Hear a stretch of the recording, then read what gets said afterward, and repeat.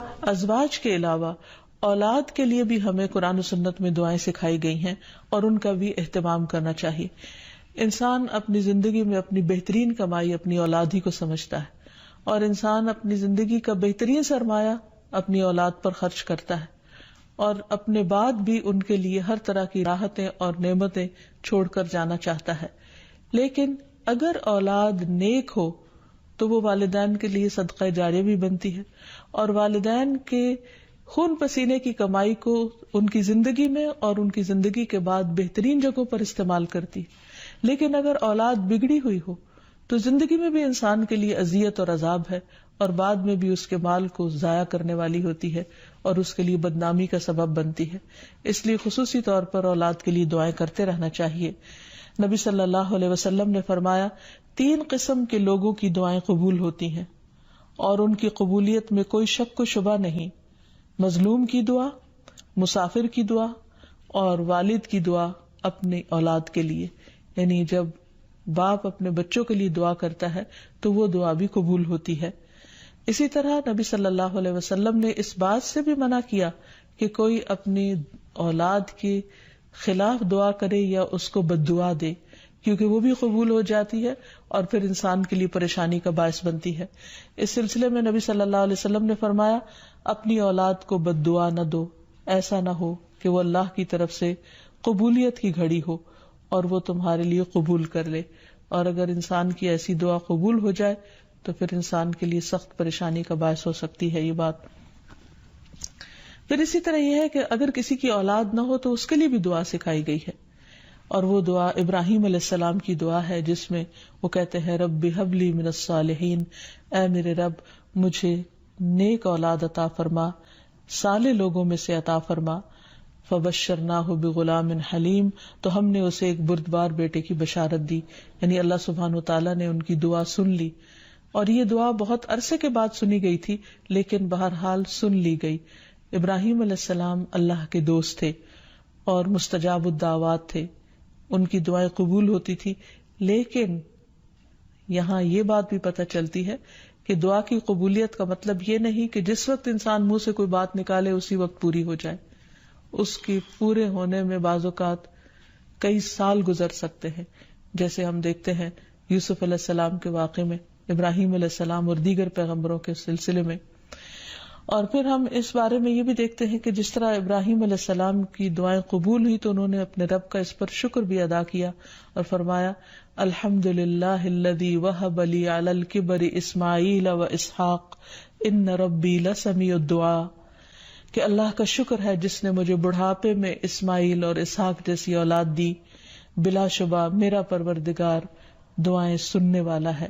اور حقیقت یہ ہے کہ اللہ تعالیٰ پیغمبروں کی بھی سنتا ہے اور پیغمبروں کے علاوہ باقی لوگوں کی بھی دعائیں سنتا ہے. اس لیے اولاد کی طرف سے کبھی بھی مایوس نہیں ہونا چاہیے، نہ ہونے کی شکل میں بھی اور ہونے کے بعد ان کی نیکی اور خیر اور بھلائی کے سلسلے میں بھی. اور اس میں ہم دیکھتے ہیں کہ زکریا علیہ السلام کی بھی اولاد نہیں تھی تو وہ بھی بڑھاپے تک مایوس نہیں ہوئے اور دعا مانگتے رہے. اور اس سلسلے میں آتا ہے کہ وہ جب دعا مانگتے تو کہتے: رب ہب لی من لدنک ذریۃ طیبہ انک سمیع الدعاء، کہ اے میرے پروردگار تو مجھے اپنے پاس سے نیک اور پاکیزہ سیرت اولاد عطا فرما، تو ہی دعا کا سننے والا ہے. یعنی پیغمبر ہمیشہ صرف اولاد کی دعا نہیں کرتے بلکہ نیک اولاد کی دعا کرتے ہیں. اولاد کا ہونا اللہ سبحانہ وتعالیٰ کا ایک بہت بڑا انعام اور بندے پر بہت بڑا احسان ہے. اسی لیے ہم دیکھتے ہیں کہ اولاد انسان کے لیے اگر نیک ہو تو راحت، رحمت، آرام اور چین اور آنکھوں کی ٹھنڈک کا ذریعہ ہوتی ہے. نبی صلی اللہ علیہ وسلم حضرت حسن اور حسین کو اپنے پھول کہا کرتے تھے کہ یہ دونوں میری دنیا کے پھول ہیں.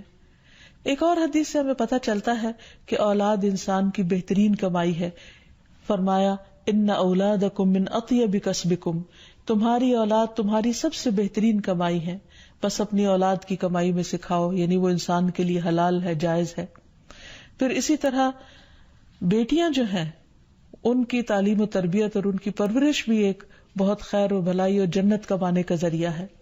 لیکن اس کے ساتھ ساتھ یہ بھی یاد رکھنا چاہیے کہ اولاد ایک رسپانسبلٹی بھی ہے، ان کے بارے میں سوال بھی کیا جائے گا کہ ان کی تربیت کس طرح کی. پھر خصوصی طور پر اسے ماں کی ذمہ داری قرار دیا گیا. اگرچہ ماں اور باپ دونوں ذمہ دار ہیں، لیکن عورت سے اس کے گھر والوں یعنی اس کے بچوں کے بارے میں اس سے سوال ہوگا کہ اس نے ان کی تربیت کیسے کی. تو اس لیے ہم سب پر لازم ہے کہ ہم اپنے بچوں کی دینی اور دنیاوی دونوں طرح سے بہترین تربیت کرنے کی کوشش کریں. تو آخر میں ہم دیکھتے ہیں کہ جو دعائیں ہمیں خاص طور پر اولاد کے لیے مانگنی چاہیے وہ ان کی نیکی، تقوی اور اصلاح کی ہیں، پیدائش سے پہلے بھی اور بعد میں بھی. پیدائش سے پہلے رب ہب لی من الصالحین، کہ اے رب مجھے صالح اولاد عطا کر. رب ہب لی من لدنک ذریۃ طیبہ انک سمیع الدعاء، اے میرے پروردگار مجھے اپنی طرف سے نیک اور پاکیزہ اولاد عطا فرما، بے شک تو ہی دعا کا سننے والا ہے. پھر اسی طرح اولاد کو شیطان سے محفوظ رکھنے کی دعا بھی کرنی چاہیے، جس طرح حضرت مریم کی والدہ نے ان کی پیدائش سے پہلے دعا کی. پھر اسی طرح اپنی اولاد کو شیطان مردود سے بچانے کی بھی دعا کرنی چاہیے، جیسے حضرت مریم علیہ السلام کی والدہ نے ان کی پیدائش کے وقت یہ دعا مانگی تھی، وَإِنِّي أُعِيذُهَا بِكَ وَذُرِّيَّتَهَا مِنَ الشَّيْطَانِ الرَّجِيمِ، اور بے شک میں اس کو اور اس کی اولاد کو شیطان مردود سے تیری پناہ میں دیتی ہوں.